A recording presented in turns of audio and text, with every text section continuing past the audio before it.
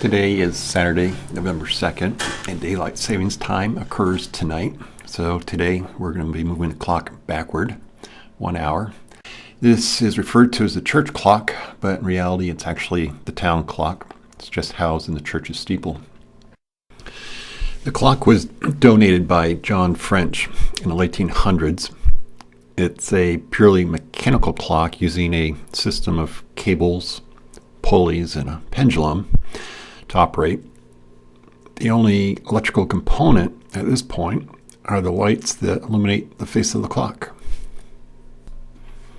Speaking of the clock face, the face of the clock, including the hands, are made out of wood. The loudspeakers you see at the top of each clock face are part of the church's chime system, and they're not part of the clock itself. Prior to today, I'd never seen the back side of the clock, so I decided to climb up into the steeple to take a look. So I thought the first thing I'd do is show you how to access the clock tower. We have the staircase, ladder, that goes up to a hatch that in turn leads us up into the bell tower. So let's see if I can do this with camera in hand.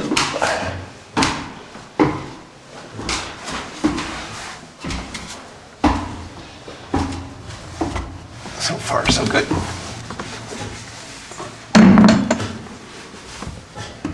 You can hear the clock ticking top.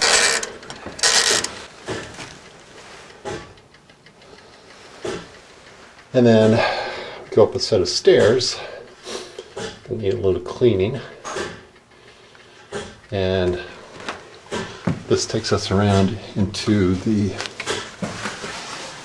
room where the clock is housed. The actual clock face is about 65 feet in the air, and it's quite some distance above the room we're in now. So to get up there, you have to climb a series of wooden ladders, presumably installed when the church steeple was constructed. And you work your way up through several different landings. One of the landings contains the church bell, and that's actually just below where the clock face is. You can hear the street traffic. It's tight quarters up here, so I can't really get a great view of the bell. I'll try taking a photo. The church burned in February of 1876. There's an inscription on the bell which talks about the fire and notes that the bell was recast and presented to the church in September of that same year, September of 1876. The clock is actually above the bell, so you have to climb up one more ladder, and this is what you see when you get up there. It's quite a lattice of wood framing that frames the top of the steeple. And this is the back side of the clock. The clock face is about 6 feet in diameter, and you can see the wood that frames it. The rod that you see coming back out of the center is the mechanism that turns the clock hands. Every Thursday, the clock is wound. Needless to say, over the 130 years that the clock has existed, a number of people have inherited the task of winding the town clock. Currently, Al Douglas fills that role. My first question for Al was, once the clock is wound, how long will it keep running? If normally I do it on Thursday. If I didn't come back on a Thursday and do it, it would probably be running out Saturday morning.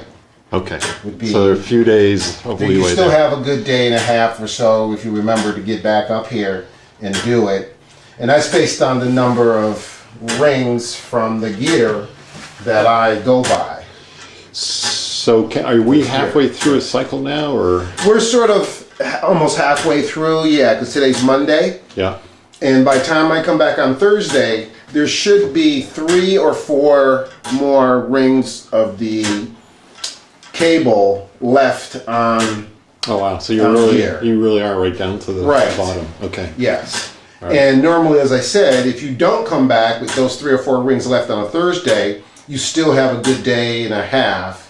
By Saturday afternoon, if you don't do it, it's going to stop. Basically, what we simply do is we have a little key that helps us keep the winding, I call it the winding wheel. All right. And basically, it's just there for storage, and then you take it off, put it on the pole that's attached to the gear wheel of the actual clock. And then this key locks it in so that when you're winding it, this doesn't slide off. So what I basically do is simply, I can use both hands, which is still a little awkward, but I use one hand and I switch back and forth because of the length of time it takes. It takes roughly anywhere from 4 to 6 minutes to wind it. Are you serious? Seriously. I thought if you just take your time doing it. Right. Okay. But it is about 4 to 6 minutes to do it. Basically now you just wind the clock, and I usually start with my left hand, but that's just me. And you wind it towards you. It comes towards you and goes out the other way. So I bring it this way, and you start hearing the clicks of the clock. And then, so would you bring it all the way over to the? Yes, you bring it all the way over to the left. All right. Of that wheel, and then once you reach that last ring, which is a solid gold color, then you know the clock is completely wound at that point. And then simply that's what you do. And you just simply keep winding until that happens. This is a pretty good workout, Al. It is a good workout. How long have you been doing this? Oh, I've been doing it since 2011. And every year, if I finish a year, I mark it. So you can see I've been doing it for 2 years. All right. And at the end of December for 2013, you will see 3 years of 2013. And that's basically what you do. There's not much else to do. At least twice a year, we have to change the time on the clock. Once in the spring, once in the fall. It's all coordinated with the daylight savings time. Stan Bailey, former chair of the Board of Trustees and longtime overseer of the clock, will be showing us how to move the clock hands backward today. Turned it some, right? Yeah. So I go by what you're telling me out there in the street. Yeah. You say, okay, turn a little more. So turning that rod up there turns the hands? That turns the hands up above. Okay. All right. And do you have a rough idea of, one 360-degree turn makes the hands go? Several turns. Several turns. Okay. It takes 2 people to adjust the clock. You need 1 person in the clock tower adjusting the hands and the mechanism. And you need a second person across the street watching what you're doing. Today, Gloria Byron is across the street watching the clock hands for us. All right, go the other way. Just a little bit more. There you go. Right there? Well, you went backwards now.